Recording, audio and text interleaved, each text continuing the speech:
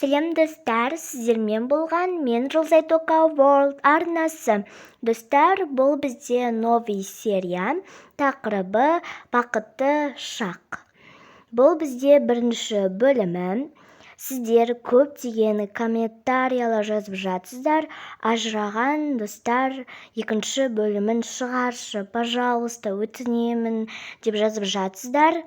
Мен бірақ ол сериалды шығармай қойдым, себебі ол сериал өте қызықсыз болып кетті.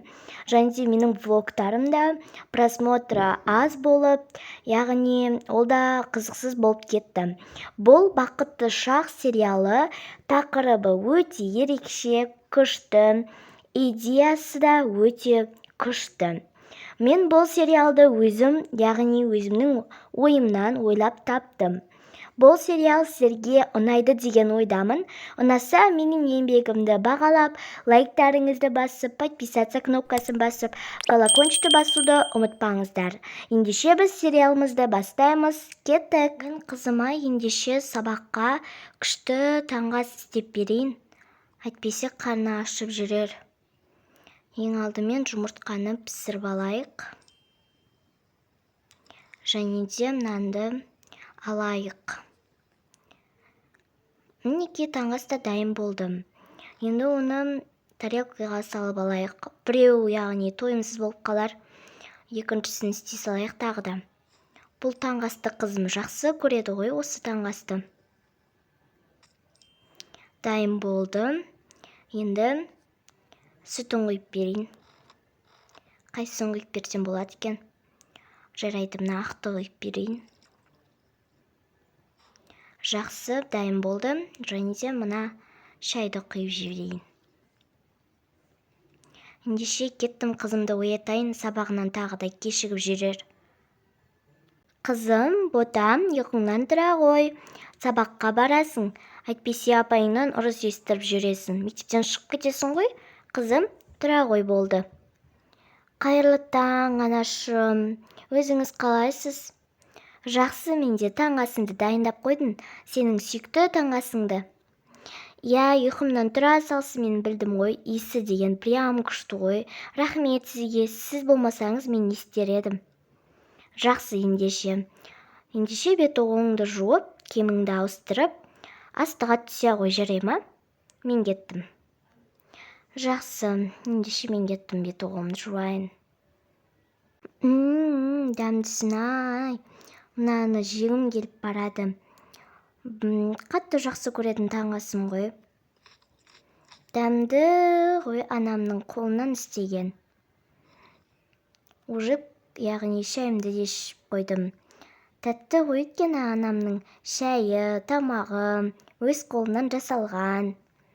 Дәмдісін-ай, не айтарымды білмей қалдым ғой. Жарайды, кітапта қызық болып жатыр. Уже уақыт болған шығар мектепке шығатын.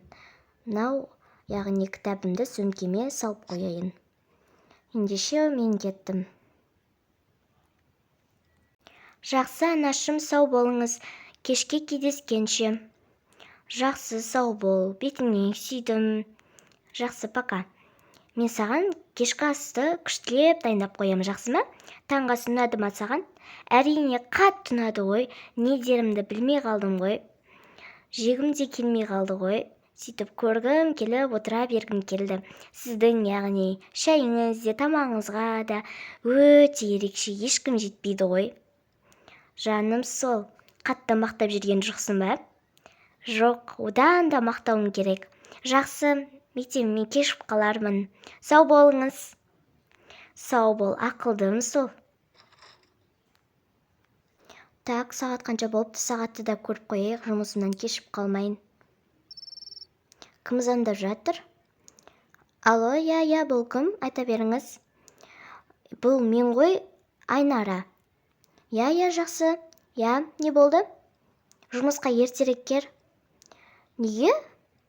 Сол комиссия келеді деп жатыр, сол үшін тезірек бітіп тастауымыз керек. Үлгермей жатыр, саған айтамыз деп ұмытып кетіппіз ғой. Жақсы, қазір 5 минуттың ішінде барып қалармын. Жақсы, сау бол.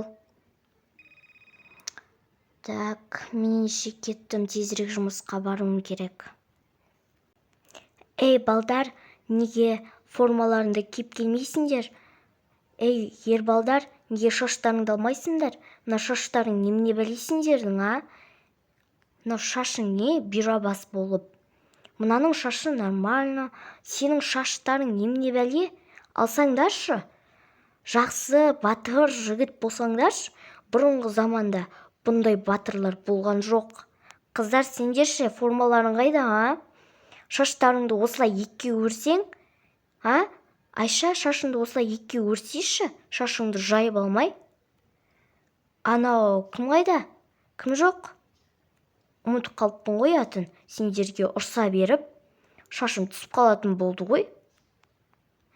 Кәусар ма? Я, сол Кәусар қайда?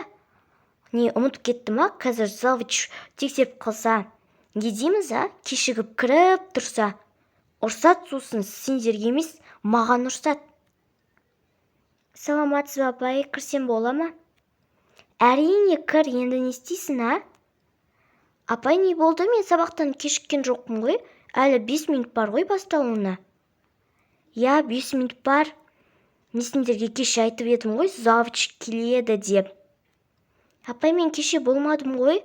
Енді менің, яғни, білесіз ғой, анам айтты ғой. Жақсы бопты, бір жолға кешірейік. Сенің формаң бар екен. Қыздар, осылай форма киеміз, көрдіңіздер ме? Шашы осылай болып тұр. Жақсы, бар, отыр. Жақсы, рахмет, апай. Болды, отырыңдар енді. Формаларың жоқ, ұрсады енді. Кеш болған сон. Ура, үйге келді. Себебі анам күштілеп қылып, яғни кешкі ас істеп берем деді ғой. Ендеше үйге кірейін. Үйдің есігі ашық па? Жабық болушы еді ғой. Жақсы, мүмкін ұмытып кеткен шығар жабуды. Анам тамақ пісірмеген бе? Жұмыстан кешіп келер. Жақсы, енді жұмыртқа қуырып жейтін шығармын тағы да. Туй, анамның кешкі асын жеймін ба десем, көңіл күйім түсіп кетті ғой. Осы күнге де көнерміз енді, мен үшін ақша тауып жүр ғой. Анамсыз тамақ ішкен біртүрлі екен. Және де анамның кешкі асын ішем ба деп қуанып келе жатқан едім үйден. Жарайды. Мен тамақ ішіп болғаннан кейін сабағымды орындауым керек. Себебі завучтар тексеріп жүр. Маған ұрысса, мені мектептен шығарып жіберуі мүмкін. Сол себепті мен үй тапсырмаларын орындауым керек.